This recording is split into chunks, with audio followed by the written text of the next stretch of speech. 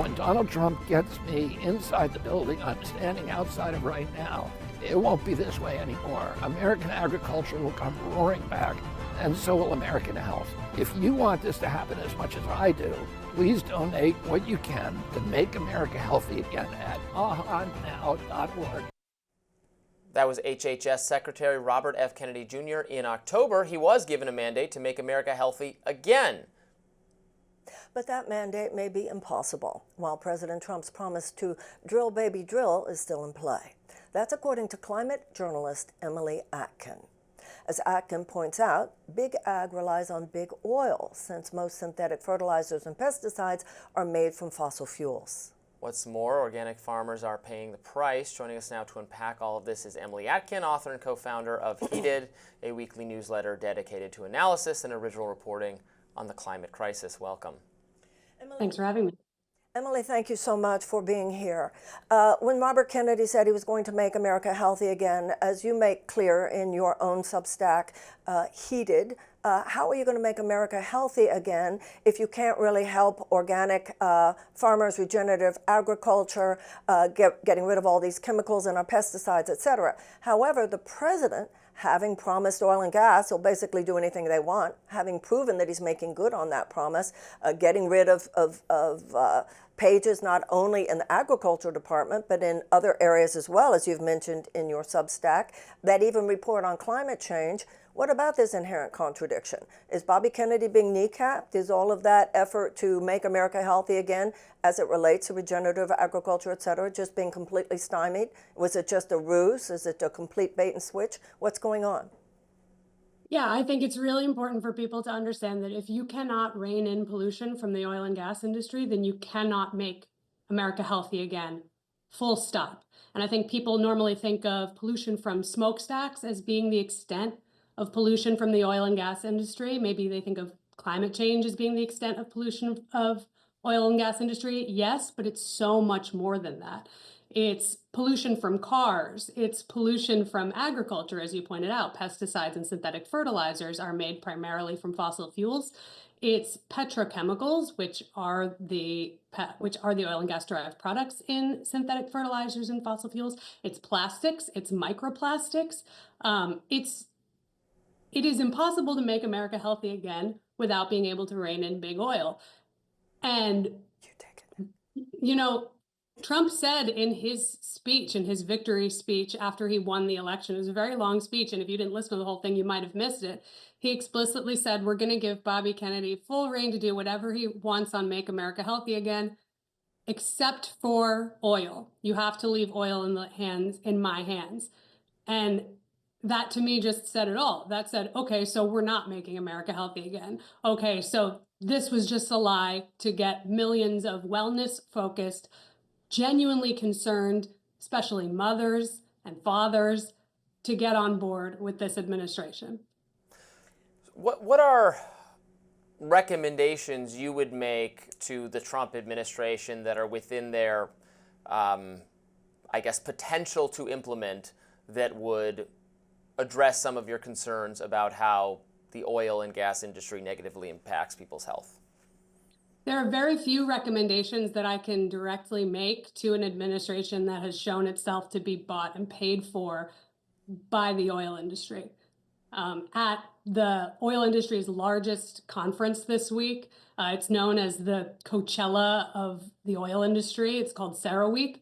The Department of Interior Secretary Doug Burgum said to the oil and gas industry, we, the federal government, view you not as adversaries, but as our customers. And there's a bunch of advice I could make to an administration acting in good faith to solve environmental problems. There were many recommendations that, I think advocates would have made to the Biden administration, which, contrary to what the Trump administration characterizes it as, was not like a huge, it was not the hugest friend to the environmental community, right? Like there were a lot of problems that environmentalists had with the Biden administration. But when you're working with a government that is so positioned in bad faith to the environmental movement and to the interests of climate concerned people, people who accept the reality and severity of climate change, there's not a lot of speaking to those people. You know, we started with talking about organic farming, regenerative agriculture, and pesticides. Then we moved, tomorrow I'm going to be talking about the gutting of the national park system. A lot of that has to do with their wanting to use many of the public lands so that they can drill, baby, drill there. What about the EPA? What is happening at the EPA under the direction of Lee Zeldin? Is he basically there just to dismantle the EPA and dismantle as many environmental regulations as possible? What's your take on that? Yeah, Lee Zeldin, I sort of see Lee Zeldin because he came in with like pretty much zero environmental regulatory experience. He was sort of a weird choice, I think, for anyone that follows environmental policy really closely, because you're like, what experience does this guy have?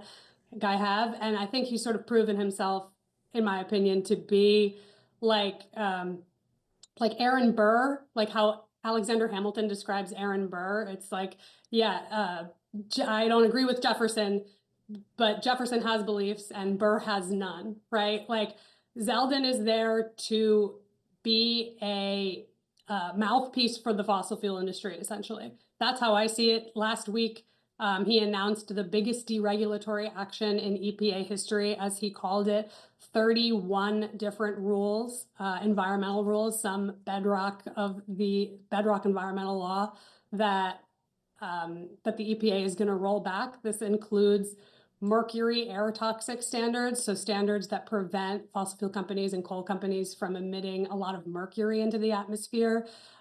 This is regulations to prevent a lot of wastewater dumping from coal plants into streams and rivers. This is landmark climate change regulations to prevent power plants from spewing lots of carbon into the atmosphere. Fossil fuel plants are one of the major causes of climate change, U.S. emissions for climate change in the U.S. So many, and that's honestly not even the half of it. That was just one announcement over like 3 months of deregulatory announcements from this EPA. But I think the really big thing that people need to know about is that in this announcement, Zeldin said, essentially, we are changing the mission of the EPA. The EPA, ever since it was created, the mission is to protect human health and the environment. Zeldin said in this announcement, our mission is to promote American businesses, is to create jobs. You have past EPA administrators in the news, even under Republican administrations, even under George Bush's former EPA director, Christine Todd Whitman, is on record saying, like, this is an insane thing. Yes. For somebody to say, and it represents a really alarming breakdown of the U.S. environmental protection state. Yes, thank you so much. You know, the EPA, of course, was founded by Richard Nixon, a Republican, and during those years, the issue of environmental protection was not a left-right issue. There were environmentalist Republicans, like you said, Christine Todd Whitman, who herself found some pushback that she talked about and didn't appreciate. So thank you so much for holding aloft the conversation that we need to be having in order to protect the environment and not allowing business interests to always be the bottom line. So thank you so much. Appreciate your being here, Emily. Thank you, Marianne. More Rising right after this.